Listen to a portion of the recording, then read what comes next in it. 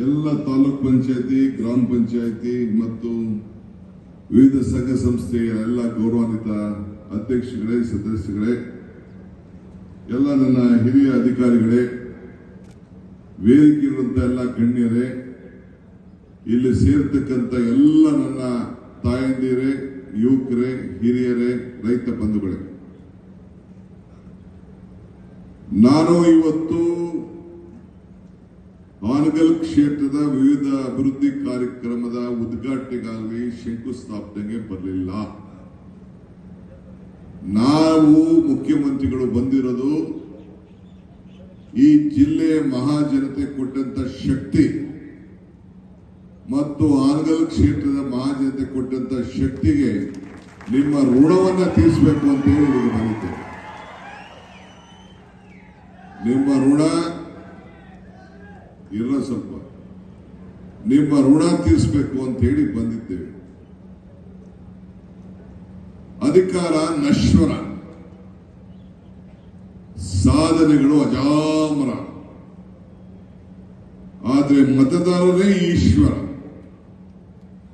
ಕೊನೆಗೆ ಎಲ್ಲೋದ್ರೂ ಕೂಡ ಮತದಾರರಿಗೆ ಸೇವೆಯನ್ನು ಮಾಡಬೇಕಾದ್ದು ನಮ್ಮ ಕರ್ತವ್ಯ.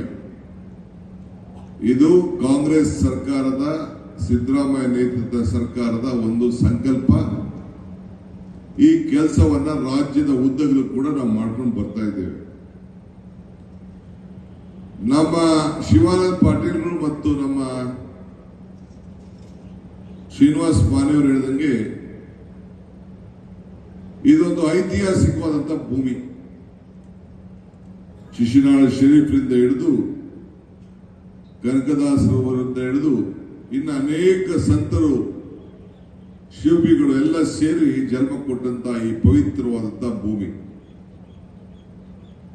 ಮಾನ್ಯ ಶ್ರೀ ನಿಜಲಿಂಗಪ್ಪನವರು ಕೂಡ ವಿಧಾನಸಭೆಗೆ ಕಳಿಸ್ಕೊಟ್ಟಂತ ಒಂದು ಭೂಮಿ ಇದು. ಸೊ ಅವರು ಶಕ್ತಿ ತುಂಬಿ ಇವತ್ತು ಇಡೀ ರಾಜ್ಯದಲ್ಲಿ ನಿಮ್ಮ ಜಿಲ್ಲೆಯ ಕಾರ್ಯಕರ್ತರು, ಮತದಾರರು ಕೊಟ್ಟು ತೀರ್ಪೇನಿದೆ.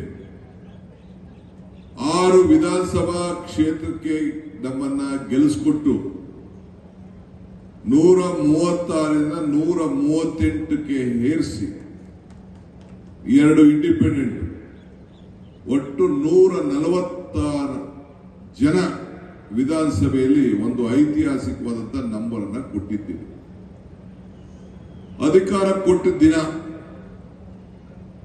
ನೀವೆಲ್ಲ ಬಹಳ ವಿಶ್ವಾಸ ಇಟ್ಟು, ನಂಬಿಕೆ ಇಟ್ಟು ನಮ್ಮನ್ನ ಅಸೆಂಬ್ಲಿಗೆ ಕಳಿಸ್ಕೊಟ್ರಿ. ನಾವು ನೀವು ಮಾತು ಕೊಟ್ಟಿದ್ದು, ಬೆಲೆ ಏರಿಕೆಯಿಂದ ನೀವೆಲ್ಲ ತತ್ತರಿಸ್ತಾ ಇದ್ದೀರಿ. ಆದಾಯ ಪಾತಾಳಕೊಂಡೋಯ್ತು, ಬೆಲೆ ಏರಿಕೆ ಗಗನಕೊಂಡೋಯ್ತು.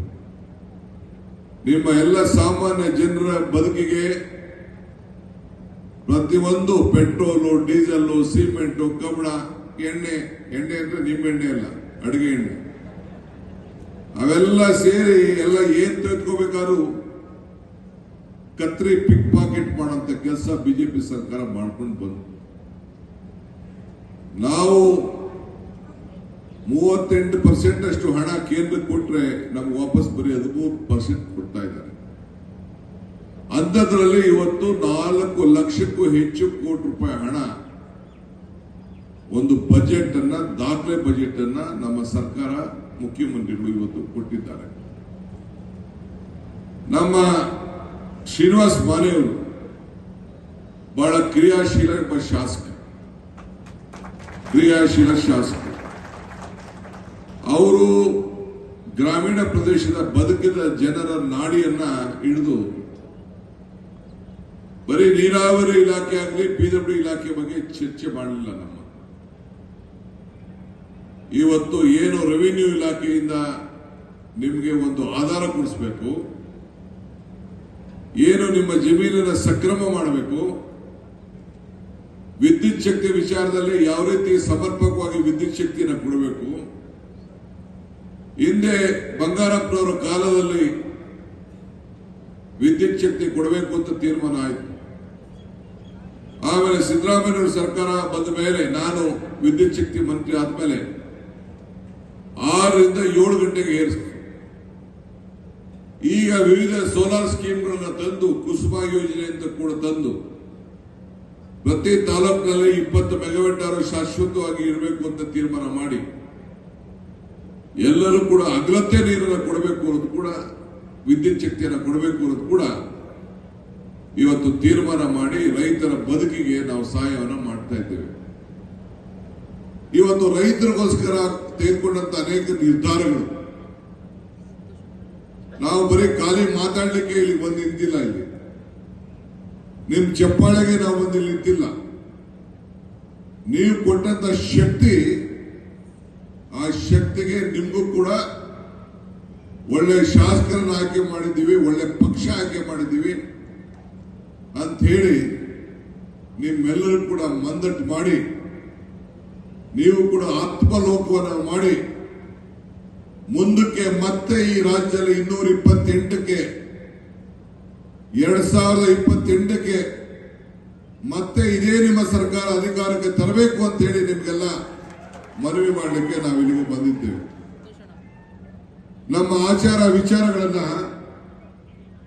ಉತ್ತಮವಾದ ಕೆಲಸದಿಂದ ತಾವೆಲ್ಲ ನೋಡ್ತಾ ಇದ್ದೀರಿ. ಇವತ್ತು ಈಗ ಸುಮ್ಮನೆ ಖಾಲಿ ಮಾತಾಡೋದ್ರ ಅರ್ಥ ಇಲ್ಲ. ರೂಪಕ್ಕೆ ಗುಣ ಇರಬೇಕು, ಇಲ್ಲ ಅನ್ನೋದು ವ್ಯರ್ಥ.